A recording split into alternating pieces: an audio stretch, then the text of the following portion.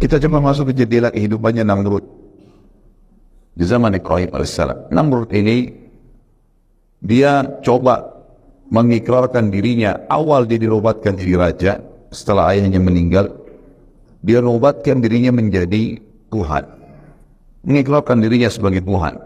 Dan siapapun yang mengiyakan itu, semua kebutuhannya dipenuhi, dikasih oleh Namrud. Maka masyarakatnya semua mengakui dia sebagai Tuhan, karena apapun yang disampaikan dikasih, apapun yang diminta dikasih, hanya dengan mengikrarkan dia sebagai Tuhan. Sampai akhirnya menyebarlah penyembahan terhadap Namrud ini. Begitu dia baru menobatkan diri menjadi raja, menjadi Tuhan seperti ini, hari pertama, dan mulailah dia membagi-bagi segala macam kebutuhan masyarakatnya sehingga dia diakui sebagai Tuhan. Allah subhanahu wa ta'ala membuatnya mimpi. Dia mimpi kerajaannya hancur, kebakaran sana sini. Maka dia kaget di tengah malam, kemudian dia bangunkan seluruh penasehat-penasehatnya. Bangun semua, Namrud. Salah satu penasehat terdekatnya Namrud itu bernama Azar. Azar ini ayahnya Nabi Ibrahim alaihissalam. Jadi ayahnya Nabi Ibrahim alaihissalam ini adalah penasihatnya Namrud. Bahkan dia orang tangan kanannya Namrud. Azar ini, Bapak Ibu sekalian, sangat mahir membuat patung. Jadi Namrud ini pada saat mengaku sebagai Tuhan, dia suruh Azar buat patung-patung dia dan patung-patung yang Namrud ingin, seperti misalnya patung harimau, beragam macam. Disebarkanlah patung-patung tersebut di seluruh pelosok wilayah kekuasaannya dia. Jadi orang-orang tidak perlu datang ke Babilonia, ibu kota Irak pada saat itu, untuk menyembahnya. Cukup menyembah patung-patung yang dikirim ke sana. Dan Azar ini otaknya, ayahnya Nabi Ibrahim AS. Di tangan dia semua pembuatan patung itu. Itu menjadi tangan katanya Namrud.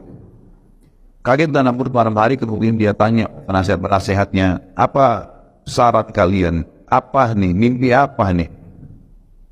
Kata mereka, kami tidak tahu mimpi ini apa ini. Tidak ada gambaran. Sampai akhirnya ada satu orang yang berkata dari penasihatnya, mungkin malam ini ada bayi yang lahir, laki-laki di Babilonia yang akan menghancurkan kerajaan Anda. Tiba-tiba Namrud menangkap pernyataan tersebut, lalu dia mengeluarkan instruksi yang aneh. Dia mengatakan, kalau begitu semua anak laki-laki yang lahir malam ini di Babilonia dibunuh. Malam ini juga, sekarang gerakan. Sebelum terbit matahari, keliling di semua rumah, ada anak bayi laki-laki baru lahir, bunuh semua. Kebetulan Azar hadir di situ. Malam itu hadir karena dipanggil tiba-tiba kumpul sama Namrud. Dan istrinya baru melahirkan anak laki-laki, itulah Ibrahim.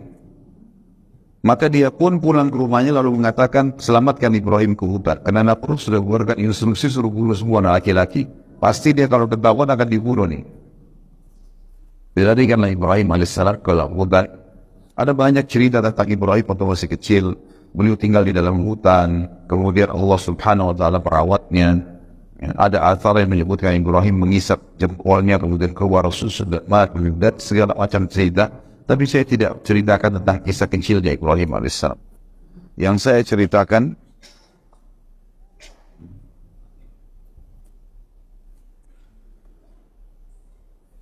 bismillah. Yang saya ceritakan adalah Ibrahim alaihissalam mulai dinobatkan jadi nabi. Namrud waktu mimpi dan menjadi raja tadi, umurnya 30 tahun. 40 tahun kemudian, setelah Ibrahim berumur 40 tahun, berarti Namrud sudah berumur berapa? 70 tahun. Jadi selama 40 tahun itu Namrud dianggap Tuhan benar oleh masyarakat yang sudah tertanam betul-betul keyakinan tersebut. Sampai wilayah kekuasaan Namrud banyak kuil-kuil yang dibuat, tempat sesembahan,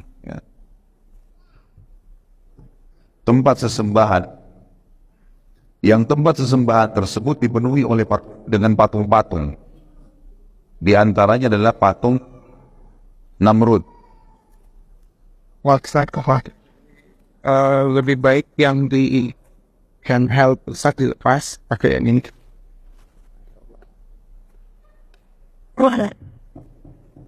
Ya, baik, ini makin konflik dari baik. Bismillah. Dengar tak? Udah sampai mana?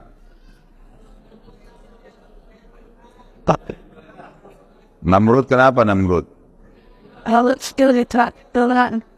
Baik. Akhirnya Namrud sudah waktu itu dinobatkan jadi raja dan memang dia buat kuil-kuil yang banyak sekali. Kuil-kuil ini diantaranya di pusat Babilonia sendiri itu ada kuil yang besar sekali pada saat itu dibuat. Di dalamnya penuh dengan patung, puluhan patung. Ada patung singa, patung burung, patung macam-macam. Dan di tengah-tengah kuil, di ujung sekali, itu patungnya Namrud.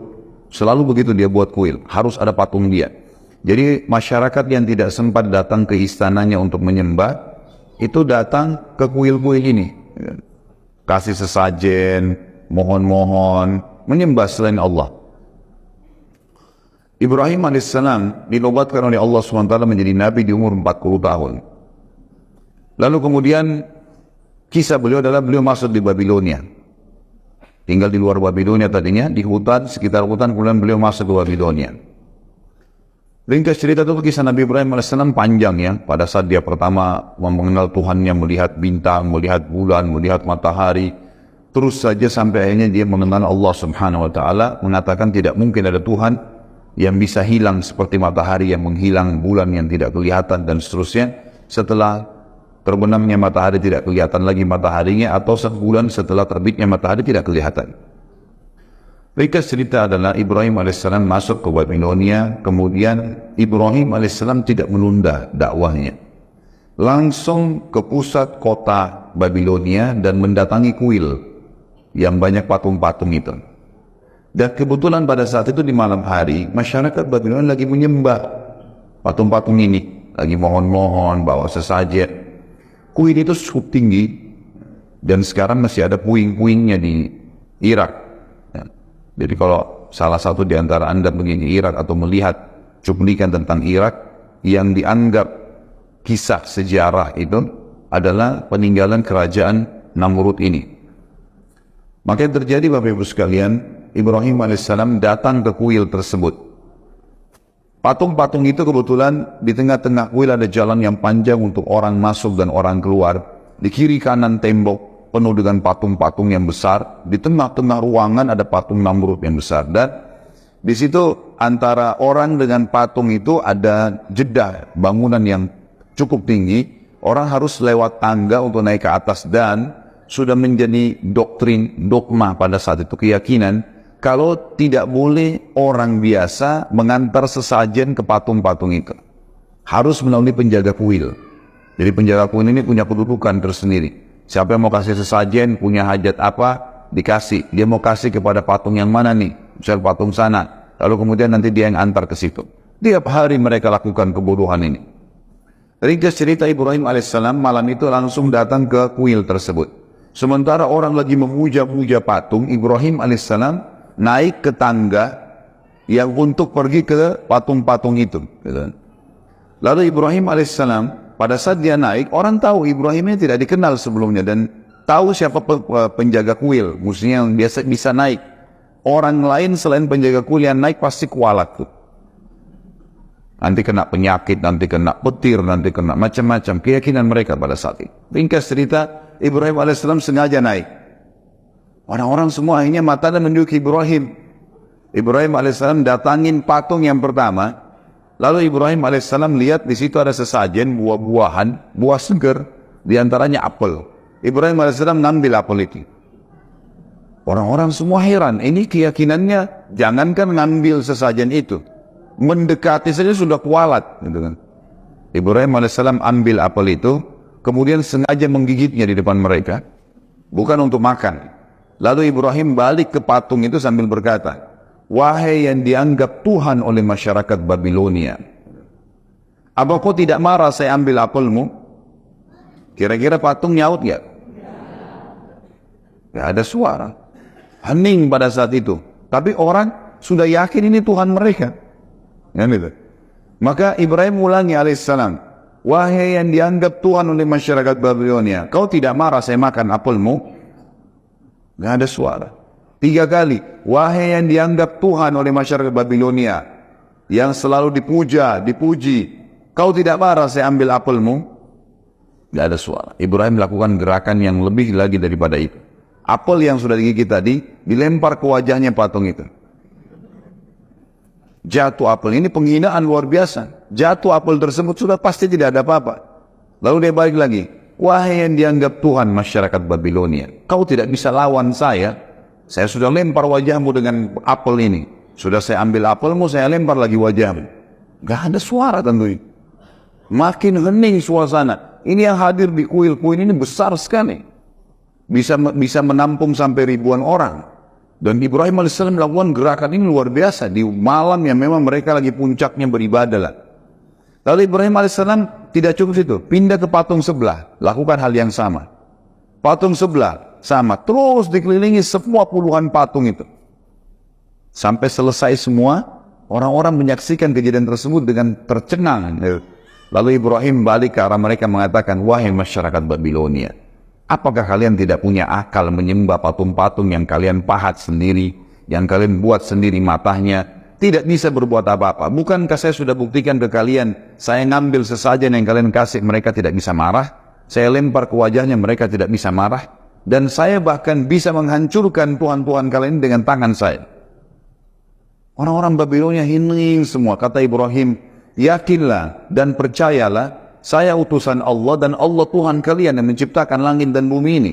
Dialah yang harus ditundukin. Orang semua tenang, gak ada yang bicara.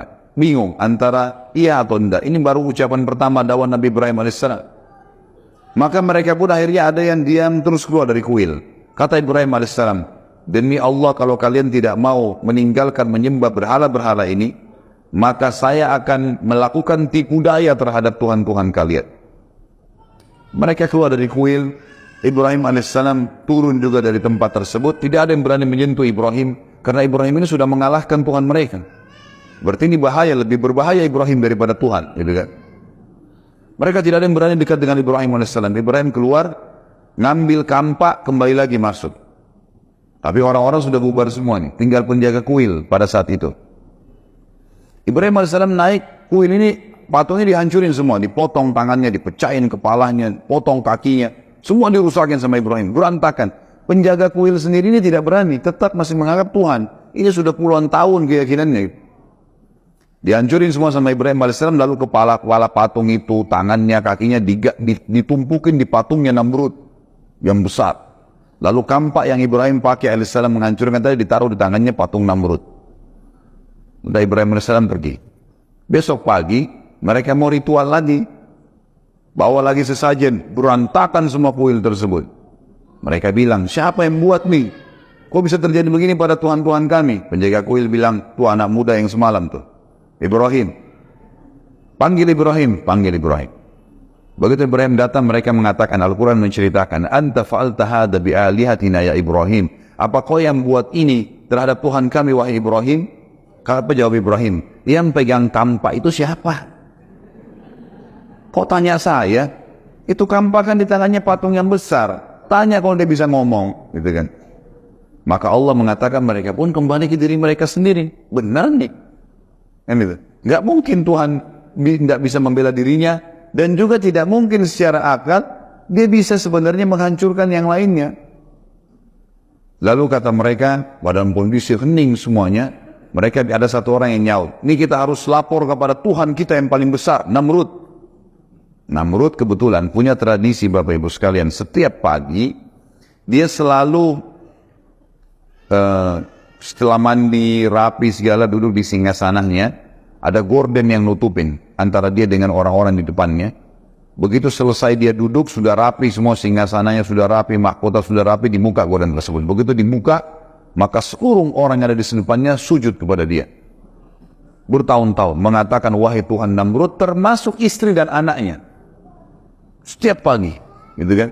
Mengatakan, wahai Tuhan yang Namrud, Tuhan Namrud, tidak bisa tidak lagi mengatakan Raja Namrud, Tuhan. Dan itu terjadi bertahun-tahun. Ibrahim alaihissalam waktu diancam begitu, kita mau lapor kepada Tuhan kita terbesar. Kata Ibrahim, gak usah lapor, saya ke sana. Saya mau langsung ke istananya Namrud. Ibrahim alaihissalam pergi ke sana sendirian. Orang-orang berbondong-bondong masuk, banyak, istananya Namrud besar, orang banyak mau sujud kepada Namrud. Karena setiap sujud minta apa-apa dikasih. Minta makanan, minta uang, minta apa saja dikasih sama Namrud. Maka pada saat diangkat tirainya, Namrud sudah mulai kelihatan, orang semua sujud, Ibrahim alaihissalam tidak sujud, berdiri sendiri. Namrud heran, 40 tahun tidak pernah ada orang membangkang, baru kali ini. Dia tanya, siapa kamu ini berani benar nggak sujud dengan saya? Ibrahim alaihissalam nabinya Allah. Dan ini sudah berkarat nih penyakit, gitu kan? Maka tidak bisa lagi dengan cara yang pelan. Kata Ibrahim alaihissalam dengan tegas, wahai Namrud, bukan lagi wahai raja, apalagi Tuhan, dipanggil namanya. Anak istrinya saja nggak berani panggil namanya Namrud, Tuhan Namrud. Wahai Namrud, dari mana kau mengaku sebagai Tuhan? Kamu manusia biasa seperti saya. Kamu punya dua mata, saya juga punya dua mata. Kamu punya dua kaki, punya dua tangan, saya juga sama. Kamu juga sama seperti saya. Lahir dari rahim seorang wanita, kemudian bayi, anak-anak, remaja, tua seperti kamu sekarang, dan kau juga akan mati. Tuhanku dan Tuhanmu, serta Tuhan segala sesuatu ada namanya Allah. Allah itu menghidupkan dan mematikan. Kita bayangkan di posisi Namrud. Kaget luar biasa, belum pernah ada yang bantah ketuhanannya seperti ini. Tapi dia tidak mau tunjukkan, dalam kondisi itu dia tidak mau tunjukkan kalau dia ini terkalahkan.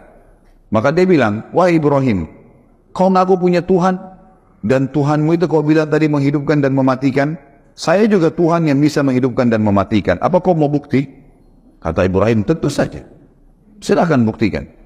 Dia bilang, ada satu pengawalnya, dia bilang, tangkap siapa saja lewat depan istana sekarang. Dua laki-laki yang lewat, siapa saja tangkap. Ditangkaplah dua orang, masuk. Kemudian kata Namrud, bunuh yang satu biarin pergi. Dan kasih hadiah apapun yang dia mau. Dibunuhlah yang satu biarin pergi. Kata Namrud, lihat, saya mematikan dan saya menghidupkan. Gitu kan. Benar nggak ini pemikirannya? Ini konyol ini. Karena orang yang disuruh pergi sudah hidup sebelumnya. Ini orang yang mati memang sudah sunnatullah, ditusuk ya mati gitu kan. Tapi dia pakai akalnya sebagai manusia, tidak mau kalah gitu kan. Lalu Jibril AS datang membisikkan kepada Ibrahim, ini orang ini sudah kufur kepada Allah, nggak bisa lagi. Kamu memberikan contoh di bumi ini, dia akan cari terus akal. Coba kasih contoh di langit. Kata Ibrahim, wahai Namrud, kalau begitu, Tuhanku dan Tuhanmu, dikatakan Tuhanmu Allah, setiap pagi menerbitkan matahari dari timur, terbenam di barat. Apa kau bisa? Ini matahari tiap hari terbit, tiap hari terbenam. Bisa kamu lakukan? Kalau tadi kan dikasih contoh manusia. Diam, kata Allah, fabuhital ladzi kafar. Maka orang kafir itu terdiam, tidak bisa ngomong. Dalam keadaan marah dia, tidak punya jawaban, dia mengatakan, tangkap nih orang, Ibrahim, penjarakan. Meeting cepat sama orang-orang pejabat-pejabatnya, kumpul, lalu kemudian bermusyawarah. Nih diapakan nih Ibrahim? Saya mau Ibrahim dibunuh, tapi jangan mati biasa. Kalau cuma tusuk penggal kepalanya udah biasa itu. Cari mati yang luar biasa, yang spektakuler, yang bisa membuat orang lain taubat. Tidak ada lagi yang mau buat seperti itu. Musyawarah sampai seminggu muncul ide. Waktu itu Ibrahim sambil di penjara alaihissalam. Muncul ide buat api, bakar. Tidak ada cara membunuh manusia yang menyakitkan mengalahkan api. Karena kalau dibakar, terbakar kulitnya, dia teriak kesakitan, sampai mati, dan matinya lama lagi. Itu yang paling efektif. Namrud bilang, baik, keluarkan semua biaya, kerahkan semua tenaga, buat api, bukan api 2-3 meter tingginya, diameternya misalnya, ukuran tempatnya enggak, dibuat sekitar 30-40 siku ke langit. Jadi sekitar 17,5 meter. Untuk membunuh manusia, bakar api unggun saja sudah bisa dibakar. Tapi ini enggak, dia buat api yang luar biasa, supaya seluruh masyarakat dunia bisa menyaksikan. Dibuatlah tumpuan yang tinggi, kemudian di tengah-tengahnya dipenuhi dengan api bara besar sekali, dan itu dibuat sengaja tinggi sehingga orang dari jarak jauh pun bisa melihat. Gitu kan. Misal kalau kita bilang di atap kita ini jadikan pondasi, atap inilah tempat api itu, orang dari jauh pun bisa melihatnya. Ringkas cerita adalah dibakarlah api tersebut dengan biaya yang besar, dengan tenaga yang besar. Di sekitar api, Namrud letakkan prajurit-prajurit pilihannya untuk menjaga. Lalu Ibrahim alaihissalam dikeluarkan, kemudian Ibrahim alaihissalam dibuka bajunya. Supaya kata Namrud dia bisa merasakan lebih sakit lagi daripada api itu. Waktu Ibrahim alaihissalam akan dilempar dari jarak jauh masuk ke dalam api, gitu kan? Maka yang terjadi adalah Ibrahim alaihissalam sempat kedatangan Jibril alaihissalam, dan Jibril berkata, wahai Ibrahim, Allah telah mengutus saya kepada kamu, dan Allah berkata kepada saya bahwasanya Jibril bantulah Ibrahim apapun yang dia mau. Maka sekarang kau bisa minta tolong sama saya apa saja Ibrahim. Kau minta saya bunuh Namrud, saya matikan Namrud. Kau minta saya hancurkan Babilonia, saya hancurkan Babilonia. Kau minta saya padamkan api, saya apa saja minta sekarang saya bisa jalankan. Titahnya Allah kepada saya begitu. Kata Ibrahim alaihissalam, wahai Jibril, kalau kepadamu saya tidak perlu, tapi kalau kepada Allah saya akan minta. Makanya Allah memuji Ibrahim mengatakan, Inna Ibrahim kana ummah. Ibrahim itu satu orang tapi seperti satu umat. Keyakinannya luar biasa. Jibril pun dia tidak mau minta tolong. Maka dengan setelah itu Jibril pun alaihissalam pergi, lalu berkata Ibrahim alaihissalam, ya Allah, zat yang telah aku imani secara gaib, nggak kelihatan, gitu kan? Nggak ditahu Allah itu, tidak kelihatan, cuma bisa dirasakan keberadaannya, kan gitu. Diyakini keberadaannya. Aku yakin engkau yang telah menciptakan aku dan segala sesuatunya termasuk api di depanku ini. Api ini lagi berkobar besar. Ibrahim sudah diikat, dilempar dari jarak jauh dengan katapel gitu. Jadi jauh sekali jaraknya agar kelihatan oleh orang-orang. Lalu dia bilang, engkau yang telah menciptakan aku dan seluruh segala itu dan termasuk api, dan engkau yang menjadikan api ini asalnya fitrahnya panas. Jadikanlah api ini dengan kemahabesaranmu dingin dan keselamatan untukku. Balik dari panas menjadi dingin. Maka Allah SWT mengatakan, kami terima permohonannya Ibrahim. Dalam kondisi dia ingin membuktikan kebesaran Allah. Maka dilemparlah Ibrahim AS dari jarak jauh. Pada saat dilempar Ibrahim AS, ada satu kejadian juga di situ. Ibrahim AS pada saat masuk ke dalam api, tentu Bapak Ibu sekalian, manusia kalau kena api, sekuat apapun badannya, sekekar apapun, pasti teriak. Gitu kan? Nggak ada yang bisa menahan panasnya api. Maka begitu Ibrahim AS masuk ke dalam api, subhanallah, nggak ada teriakan, nggak ada jeritan, nggak ada suara apapun, nggak ada, hening sekali. Orang-orang sempat bertanya, ini Ibrahim ini mati atau enggak ya? Namrud pun bingung, tidak ada orang yang kena api, tidak ada teriakan. Maka Namrud itu kebetulan singgasananya ditaruh di luar, diangkat, kemudian dia berhadapan sama api, dia melihat api itu, dia menyaksikan sendiri, nggak ada suara. Lalu Namrud ingin menenangkan audiensnya, masyarakatnya. Waktu itu dia mengatakan, Ibrahim sudah mati di awan kena asap saya, asap api saya. Udahlah, orang percaya, orang bubar. Kata Namrud, biarkan 3 hari. 3 hari biar terbakar. Dan dijaga ketat di sekitar api. Kalau ada Ibrahim mau coba lari, dorong. Tapi nggak ada suara ini, nggak ada apa-apa ini. Nggak ada berita, nggak ada cerita, nggak ada derikan, nggak ada suara sama sekali. Bubarlah semua. Sampai 3 hari. Namrud ini masih makan, minum, berhubungan biologis dengan pasangannya. Allah membiarkan orang-orang kafir itu melakukan upayanya dan melalui kehidupan dunia yang cuma sebentar ini. 3 hari kemudian, subhanallah, dia nikmatin hidupnya luar biasa, berpesta-pesta menganggap Ibrahim sudah dibakar, sudah mati. Hari ketiga dikeluarin lagi singgasana, undang lagi masyarakat Babilonia. Begitu mereka datang semua, lalu kata Namrud, saya ingin padamkan api. Saya ingin lihat debunya Ibrahim. Padamkan api. Semua orang menyaksikan. Waktu dipadamkan api, mereka kaget. Ibrahim alaihissalam sedang duduk di tengah-tengah tumpuhan api mereka. Duduk. Tidak ada apa-apa sama sekali. Gitu kan? Maka Jibril alaihissalam datang kepada Ibrahim menyampaikan instruksi satu saja. Wahai Ibrahim, Tuhanmu perintahkan kau untuk berdiri pulang ke rumahmu. Nggak ngomong apa-apa. Itu saja instruksinya. Berdiri pulang ke rumahmu. Ibrahim AS belum mengerti itu. Yang penting perintah Allah sudah jalanin. Gitu kan? Dan ini tugasnya orang beriman nih. Diperintahin apapun kerjain. Masalah ada hikmahnya, gak ada hikmah, itu urusan nanti. Dia sudah yakin Tuhannya. Ternyata ada satu hal yang ingin Allah sampaikan kepada seluruh orang yang hadir pada saat itu. Ibrahim AS, Orang-orang pada saat itu lihat Ibrahim duduk. Namrud sempat ucapin kalimat, Ibrahim terbakar kaku. Jadi dia terbakar kaku jadi hangus. Tapi kan dari jauh orang tidak tahu ini hangus atau enggak. Maka terbantahkan pada saat itu karena Ibrahim berdiri dan turun. Pergi ke rumahnya. Pulang ke rumahnya. Itu saja. Perintahnya Allah kan itu. Orang-orang semua bilang berarti Ibrahim enggak mati dibakar api. Banyak orang yang beriman kepada risalah Nabi Ibrahim. Ini berarti Tuhannya Ibrahim luar biasa. Namrud pulang ke istananya, bingung mau jawab apa lagi nih. Dan kira-kira Bapak Ibu sekalian, dan ini selalu Allah beginikan orang-orang kafir ya. Dibiarkan mereka melakukan upaya mereka maksimal dan akhirnya Allah batalkan dengan hal yang kecil. Kira-kira setelah membuat api sebesar itu dengan biaya yang besar, tenaga yang besar, kira-kira apa lagi yang bisa Namrud lakukan? Ibrahim kira-kira setelah dibakar api tidak mempan dengan ditebas dengan pedang? Secara akal sudah nggak mungkin. Karena api saja sebesar itu tidak bisa membakar, apalagi kalau cuma tebas sama pedang gitu kan. Dalam kondisi bingung, semalam suntuk dia nggak bisa tidur, maka lalu Ibrahim berkata, maka Namrud pun dalam kondisi bingung tidak bisa tidur. Keesokan paginya, Allah subhanahu wa ta'ala dalam riwayat Bukhari dikatakan, mengutus kepada Namrud seekor lalat. Lalat ini masuk di lubang hidungnya, terus sampai ke otaknya. Bagaimana caranya Allah a'lam. Tidak usah dipikirkan caranya. Yang jelas masuk lalat tersebut sampai ke otaknya. Dalam hadis dikatakan sampai ke otaknya. Namrud kesakitan, ditepuk-tepuk nggak bisa keluar. Kira-kira lalat ini mau dilawan dengan apa nih? Bisa dengan otot yang besar? Bisa dengan sebilah pedang yang tajam? 1 juta prajurit? Tidak ada yang bisa. Allah ceritakan dalam Al-Quran itu masalah lalat ya. Sedikit saya kuatkan di sini dalilnya. Bukan berhubungan sama kisah Ibrahim AS, tapi ada firman Allah, A'udzubillahi minasyaitonirrajim, ya ayuhan nas duriba mathalun fastami'u lah.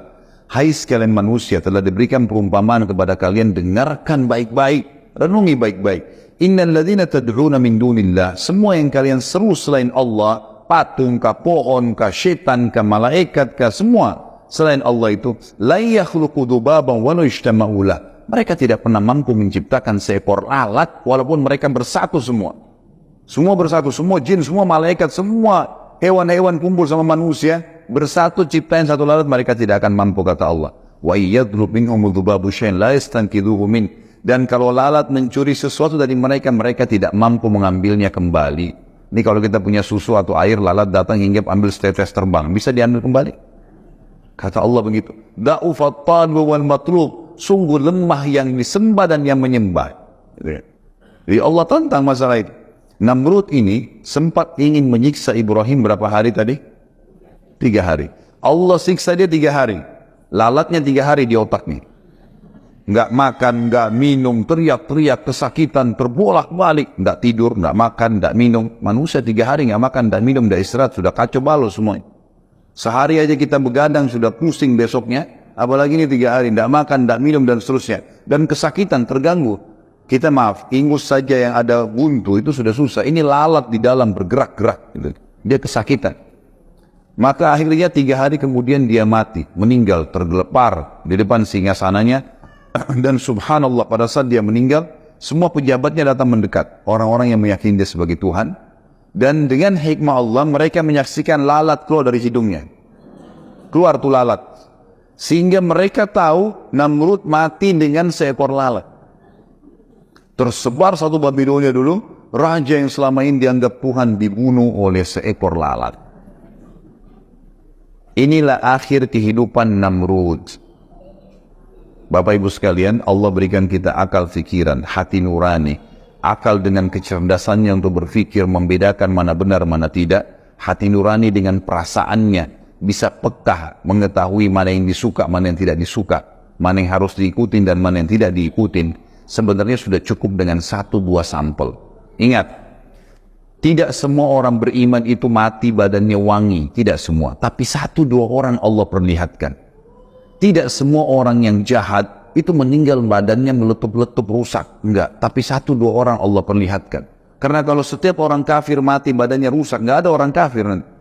Allah memang sengaja menguji dengan keimanan dan mau beriman enggak, gitu kan? Jadi harus ambil pelajaran. Utamaan ini, gitu kan? Besar sekali. Kalau masa dulu susah. Orang naik unta, orang mungkin lupakanlah unta. Masa-masa mungkin tahun 1900-an orang masih pakai kapal laut. Mungkin sebulan pergi, sebulan pulang, atau 2 bulan, itu lama banget. Sekarang tektokan bisa 9 jam pergi, ya. Kemudian bisa pulang lagi. Kan itu mudah sekali. Yang ke-10, ini juga tidak dimiliki kecuali bulan Ramadan, yaitu adanya malam Lailatul Qadar. Lebih baik daripada 1000 bulan. Nggak ada di bulan lain ini, hanya bulan Ramadan. Kita sudah tahu tentang masalah itu, ya. Allah berfirman dalam surah Al-Qadr, namanya surah Al-Qadr, surah nomor 97 ayat 1 sampai ayat 3, yang bunyinya inna anzalnahu fi lailatul qadr. Sungguhnya kami turunkan Al-Quran benar-benar pada malam kemuliaan. Itulah Al-Qadr tadi, ya. Wa ma adraka ma lailatul qadr? Apakah kamu atau apa yang kamu ketahui tentang malam kemuliaan itu? Lailatul Qadri khairum min alfi syahr. Malam kemuliaan itu lebih baik daripada 1000 bulan. Nanti akan kita maknakan itu, ya. Dalam ayat yang lain Allah menyebutkan dalam surah Ad-Dukhan, surah nomor 44 ayat 3, yang bunyinya inna anzalnahu fi lailatin mubarakah inna kunna munzirin. Sesungguhnya kami benar-benar menurunkan Al-Quran pada satu malam yang diberkahi. Itulah malam Al-Qadr. Dan sungguhnya kamilah yang memberi peringatan. Nah, di sini orang banyak melalaikan masalah ini, ya. Oleh karena itu saya ingin berbagi, ya, ibu-ibu kalau mau beli pakaian baju lebaran dari sekarang, jangan akhir Ramadan, ya. Akhir Ramadan itu malam-malam ganjil, malam Lailatul Qadar, bukan di mall, bukan di pasar, gitu kan. Tapi dipersiapkan dari sekarang. Sekarang tukang jahit masih kosong orderannya, masih bisa milih, banyak waktunya. Jangan masuk Ramadan, mulai 1 Ramadan udah selesai urusannya nih, ya. Semua sudah siap. Ya, sebagaimana ibu belanja untuk kebutuhan 1 bulan makan, sahur, buka puasa, nah sama pakaiannya segala macam. Jadi dari sekarang dipersiapkan gitu, ya. Itu lebih baik. Karena kadang-kadang kita di Indonesia ini sayangnya awal Ramadan ramai masjid. 3-4 hari seminggu pertama, setelah itu kosong. Sampai makin akhir makin kosong masjid itu. Padahal justru malam mulia ini di situ. Malam mulia itu di situ. Dan apa kata Nabi SAW tentang menghidupkan malamnya Lailatul Qadar? Man qama Lailatul Qadri imanan wa ihtisaba ghufira lahu ma taqaddama min dzambi. Siapa yang mendirikan malam Lailatul Qadar dengan keimanan dan mengharapkan pahalanya, maka dibersihkan dosa-dosanya yang lalu. Dan kata Nabi SAW, ini tentunya hadis yang masyhur, ya, diriwayatkan oleh Bukhari. Dalam riwayat Bukhari yang lain kata Nabi SAW, taharru Lailatul Qadri fil witri min al-ashril awakhir min Ramadan. Kejar Lailatul Qadar itu di malam-malam ganjil dan 10 malam terakhir di bulan Ramadan. Apa maknanya 1000 bulan? Kalau kita hitung ini supaya lebih mudah difahami, 1000 bulan mungkin agak sulit orang faham. 1000 bulan itu, Bu, sama dengan 83 tahun plus 4 bulan. Maknanya, rinciannya, kalau ibu baca subhanallah sekali aja pas Lailatul Qadar, sama dengan pahalanya subhanallah 1000 bulan. 83 tahun plus 4 bulan. Sedekah 1000 rupiah sama dengan sedekah 1000 bulan. Sholat malam sama dengan 1000 bulan. Terus begitu. Semuanya dilipat gandakan seperti 1000 bulan. Ini nggak ada kecuali di Ramadan. Maka maksimalkan. Justru 10 terakhir Ramadan itu, Nabi SAW lebih menguatkan ikatan sarung beliau dan membangunkan istrinya untuk sholat malam bersama-sama. Jadi kalau malam-malam lain tidak seperti itu, tapi malam 10 terakhir luar biasa. Sampai ada hukum i'tikaf di masjid dan seterusnya. Maka ini dimaksimalkan, ya. Ini juga kalau kita korelasikan dengan tadi umroh Ramadan, kalau ibu bisa ambil yang akhir Ramadan itu lebih tepat lagi. Sehingga bisa mengejar di malam-malam ganjil itu. Yang ke-11, ya, ini bulan pelipat gandaan pahala. Kita bisa melipat gandakan tambahan pahala. Artinya, kalau puasa Ramadan kita bisa dapatkan 30 hari pahala puasa kalau udah 30 hari, ya. Kita masih bisa mendapatkan pahala lebih dari itu. Ya, misalnya kita mau 60 pahala, 90 pahala, kelipatan 30 lah, ya, karena 30 hari Ramadan. Bagaimana caranya? Dengan membuka puasakan orang, gitu, ya. Ini selalu kita kejar, buka puasakan orang. Ibu walaupun maaf lagi haid, tetap bisa raih pahala ini. Ya, menyiapkan mungkin buka puasa buat suami atau masjid dekat rumah, gitu, ya. Biasanya itu saya tahunya di Indonesia itu ada bagus juga program, ya. Sebagian Pak RT atau Bu RT biasanya buat program masjid atau marbu masjid gilirkan buka puasa dari rumah-rumah, ya. Tapi ada sebagian keluarga yang unik nih, begitu tiba gilirannya dia masih tanya, oh sudah giliran saya, ya. Seakan-akan dia heran kenapa gilirannya tiba. Harusnya kalau bisa dari awal Ramadan ibu sudah blok masjid dekat rumah, semua buka puasa dari saya, ya. Nah, gitu itu benar. Atau kalau tidak bisa semuanya, kurmahnya aja. Kalau tidak bisa, air mineral. Ini sering saya sampaikan kalau mau Ramadan. Air mineral itu kan satu dus isinya 48 gelas ya. Antara 25.000 sampai 20.000 sampai 30.000 saja harganya. Kalau kita bisa nyumbang satu hari satu dus air mineral saja, misal. Dan itu dikasih satu orang, kalau Ramadan kan orang semua buka puasa di masjid. Maka diminum oleh 48 orang. Artinya hari itu kita dapat 49 puasa. Kita satu dengan 48 orang lain. Karena waktu Nabi SAW sampaikan hadis tentang man fattara sha'iman, siapa yang buka puasa kan orang yang puasa, kana lahu mithlu ajri ghaira annahu la yanqus min ajri sha'imin syai'a. Dia akan mendapatkan pahala seperti orang yang dia buka puasa kan tanpa dikurangi sedikit pun. Ada sahabat yang nyeletuk gini, ya Rasulullah, tidak semua orang bisa buka puasain orang. Bayangkan sahabat ini mungkin yang seperti kita bayangkan nasi lengkap sama segala macam, mungkin satu porsi bisa 50.000. Kalau mau dapat satu masjid 1.000 orang, banyak banget misalnya per harinya. Maka Nabi bilang, sesungguhnya Allah akan memberikan pahala buka puasa itu pada siapapun yang memberikan walaupun sebutir kurma, walaupun seteguk air, walaupun susu yang dicampur dengan air. Kalau susu pun tidak bisa sempurna, dicampur air supaya dia bisa jadi 2 gelas, tetap dapat. Gitu kan? Nah itu pahala yang luar biasa yang harusnya jangan disia-siakan. Jadi programin dari sekarang. Kami di yayasan buat program itu. Kita bukain di menjelang Ramadan itu, kita bukain kurma yang per 10 dus. Siapa saja yang mau sebarin silakan. Gitu kan? Tinggal hubungi yayasan, nanti bisa dapat harga khusus lalu disebarin. Mau sebarin sendiri boleh atau yayasan yang bagikan untuk meraih pahala. Sebagaimana juga tadi saya bilang, kita juga buka peluang di Ramadan untuk buka puasakan orang di Mekah ya, untuk meraih pahala lebih besar. Nah ini diantaranya pelipat gandaan pahala dengan meraih pahala puasa orang lain gitu ya. Bisa juga dengan kita tambah program seperti membagi-bagikan Al-Quran ya, walaupun sekarang sudah banyak orang pakai aplikasi di handphone ya. Kalau ibu misalnya punya dapat aplikasi Quran yang bagus, misalnya ibu lalu kirim ke grup, ini aplikasi Quran bagus nih, mungkin ada yang pakai misalnya. Atau kalau tidak, kita beli fisik mushafnya. Ya, ada mushaf kecil, kita bagi ke pesantren, bagi ke rumah tahfidz misalnya. Itu juga salah satu program pelipat gandaan pahala karena mereka menghafal dan membaca dari situ, gitu kan?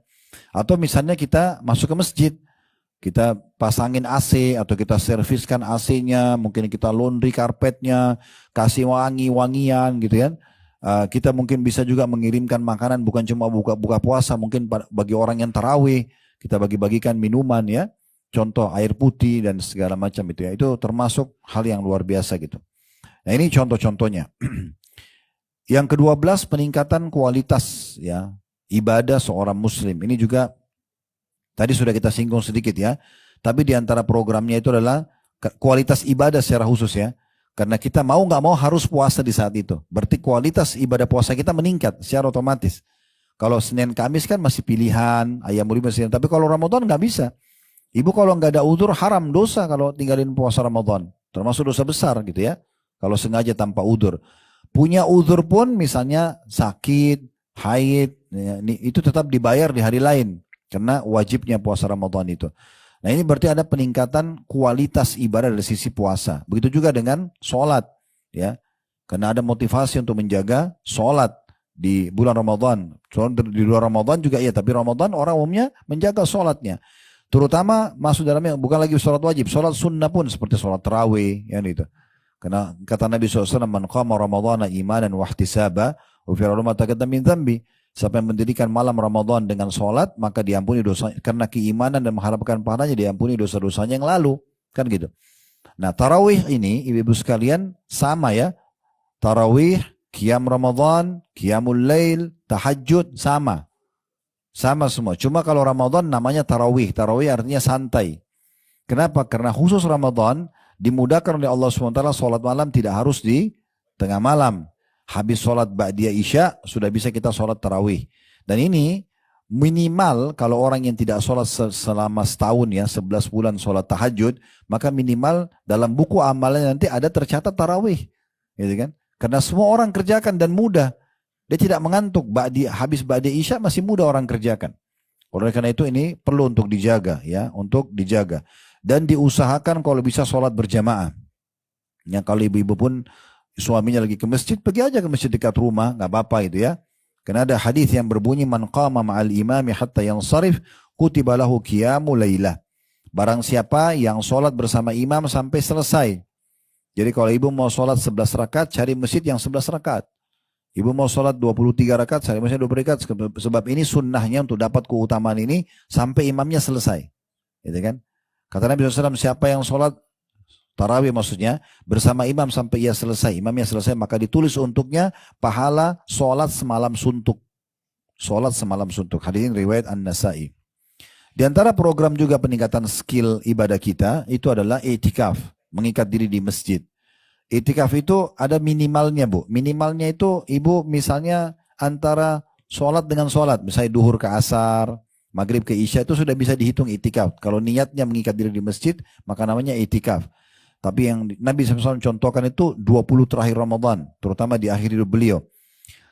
Sebelum beliau meninggal dunia, jauh sebelumnya, itu biasanya beliau 10 hari terakhir. Tapi sebelum meninggal, tahun terakhir belum meninggal, beliau 20 hari berturut-turut. Ya, dari 20 Ramadan sampai, dari 20 Ramadan, dari 10 Ramadan sampai 30 gitu ya. Ya, itu juga termasuk ya. Dan ini kita dianjurkan untuk lebih mengenal masjid ya. Lebih supaya mendekatkan diri kepada Allah SWT, karena itikaf ini betul-betul mengikat diri di masjid. Dan wanita pun boleh itikaf, cuma memang ada syarat-syaratnya ya. Kalau dia masih gadis, izin walinya, tidak boleh keluar kota, di masjid itu aman, tertutup ya, sehingga wanita kan bolak-balik kamar mandi, ya tidur di situ tidak tersingkap auratnya segala macam. Ada sebagian masjid memang menyiapkan itu ya. Maka itu juga bagus. Di antaranya juga adalah membaca Al-Quran tadi. Ini juga termasuk peningkatan skill. Karena kita mau tidak mau otomatis kita akan belajar Al-Quran sebagaimana tadi keutamannya. Selain itu juga bisa sedekah. Dan sedekah di bulan Ramadan pahalanya lebih besar daripada di luar Ramadan. Ya. Karena sedekah di Ramadan itu lebih afdal daripada waktu-waktu yang lain. Ya. Bisa dengan sedekah secara umum, memberikan pakaian, makanan, apakah juga tadi membuka puasakan orang. Intinya itu semua peningkatan skill ibadah kita. Yang yang 13, bulan pengaturan waktu. Ini juga bagaimana kita diajar oleh Allah SWT melalui Ramadan ini kita bisa memanage waktu kita lebih rapi, gitu ya. Kapan kita ibadah, kapan kita aktivitas secara umum, itu Ramadan melatih kita untuk itu, ya. Bahkan kita lebih bisa memahami keberkahan waktu dengan Ramadan. Karena tidak terlalu banyak aktivitas yang berhubungan dengan dunia, ya. Dan Ramadan juga bukan bulan untuk bermalas-malasan.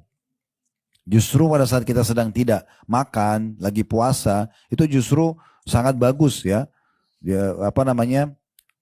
Pembakaran hasil makanan itu pun yang masih ada di perut kita atau tubuh kita itu maksimal.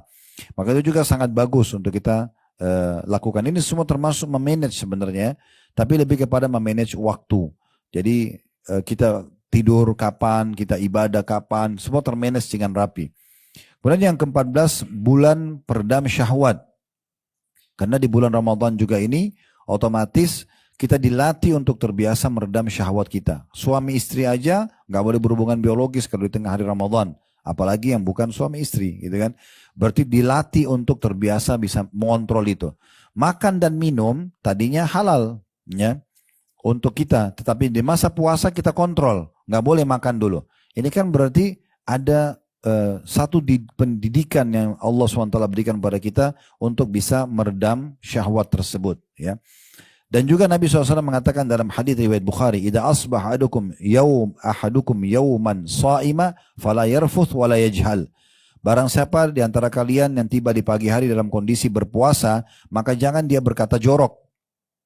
Tidak boleh bertutur kata yang tidak baik. Itu juga pelatihan yang luar biasa. Dan tidak boleh dia bersikap bodoh. Ya. Maksudnya pelanggaran di sini ya. Fa in imru'un syatama wa qatal falyaqul inni shaim inni shaim. Kalau ada seseorang yang mengajaknya bertengkar, maka dia tinggal mengatakan aku sedang puasa, aku sedang puasa. Ini berarti memang ada ya peredam syahwat dan hal-hal yang bisa membawa pada pelanggaran. Emosi pun kita disuruh untuk mengontrol. Dan ini adalah keutamaan yang ke-15. Bulan peredam emosi. Biasanya emosi itu ya sikap-sikap dan karakter terbentuk juga dari makanan Bapak Ibu sekalian ya. Jadi kalau orang misalnya ibu 2 hari puasa misalnya atau 3 hari puasa, bedakan karakter kita dan bawaan kita dengan kalau tadi sebelumnya kita nggak puasa, kita makan terus. Itu ada pengaruhnya. Ada pengaruhnya ya.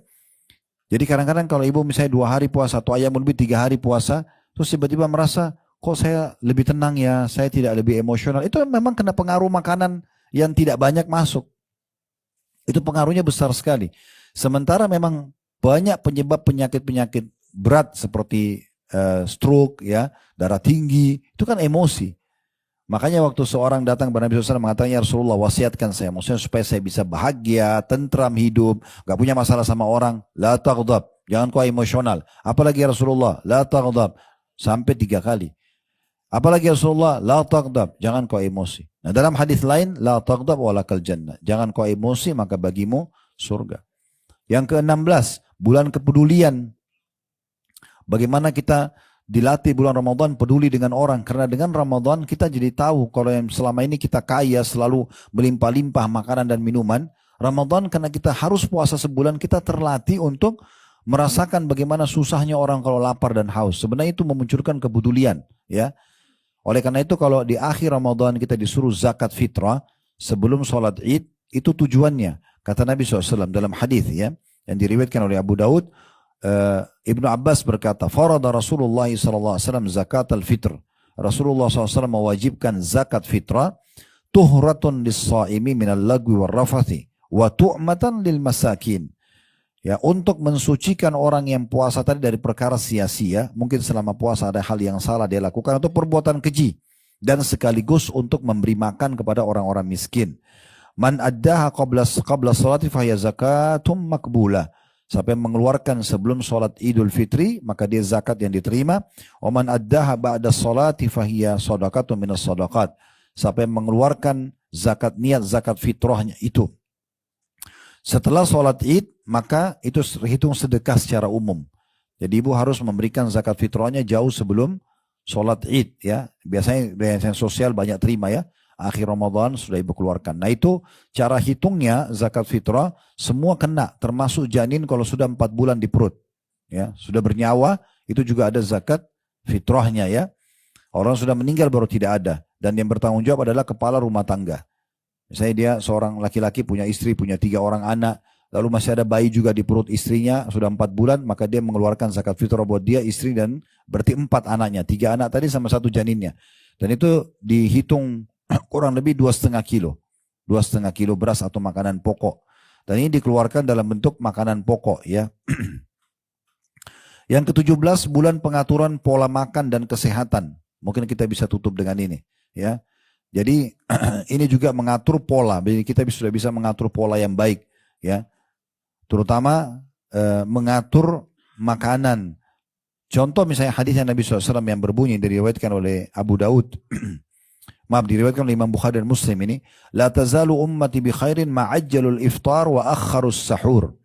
Manusia senantiasa atau umatku senantiasa dalam keadaan baik, sehat ya, selama mereka menyegerakan buka puasa dan mengakhirkan sahur. Jadi termasuk pengaturan pola hidup yang sehat. Jadi ibu kalau azan maghrib jangan tunda lagi, tetap langsung buka puasa, menyegerakan buka puasa. Dan sunnah Nabi SAW buka puasa dengan kurma dulu. Disebutkan dalam riwayat yang sahih Nabi SAW berbuka puasa dengan rutab, kurma basah. Kalau tidak ada baru tamarat, kurma-kurma yang kering. Ya. Kalau tidak ada baru beliau ambil hasawat minal ma' atau min ma'. Beberapa teguk dari air putih. Jadi walaupun kita haus banget, usahakan kunyah kurma dulu sedikit. Ya. Kurma yang lembut, kita kunyah sedikit baru kita minum air. Ya. Karena seperti itu urutannya dalam riwayat yang baru saya sebutkan tadi. Dan berdoa sebelum azan atau sementara buka puasa nanti baru ya setelah buka puasa baru berdoa. Dan jangan lupa doa kita selalu dengan tangan kanan dan baca bismillah saja. Baru kita buka puasa. Setelah kita minum air ya baru kita baca dhahabadz dhama, telah hilang rasa haus di dahaga. Wabtalatil uruq, telah basah semua urat-urat, wa thabatal ajur insyaallah, dan tetaplah pahala itu ya. Ini anjurannya para ulama dibaca justru setelah kita meneguk air karena memang sesuai dengan makna daripada hadis tadi. Dan kata Nabi SAW, dan juga mereka umatku masih selalu dalam keadaan sehat selama mereka mengakhirkan sahur. Jadi ibu makan sahur setengah jam sebelum subuh gitu kan. Jadi kita justru makin dekat azan makin bagus karena akan membuat kita lebih tahan sampai buka puasa nanti. Walaupun sebenarnya yang perlu kita garis bawahi hadis tadi yang saya bilang inna malamalu bin niat, ya semua sesuai dengan niatnya. Kalau ibu misalnya sahur lalu ibu berpikir gitu ya dan ibu dalam hati tersirat, ya saya jam 11 sebentar lapar nggak sih? Nanti jadi lapar benar karena dia niatnya sampai jam 11 gitu ya. Tapi kalau dia niatnya, insya Allah saya akan bisa tahan sampai buka puasa. Sampai buka puasa pun, berapa kali mungkin diantara kita rasakan. Saya sering rasakan, cuma makan kurma 2-3 butir, minum air, sholat. Nggak ada, sampai habis terawih karena baru makan. Oke-oke saja, karena memang niatnya seperti itu. Karena memang niatnya seperti itu. Allahu a'lam. Kalau tadi hadis yang menyebutkan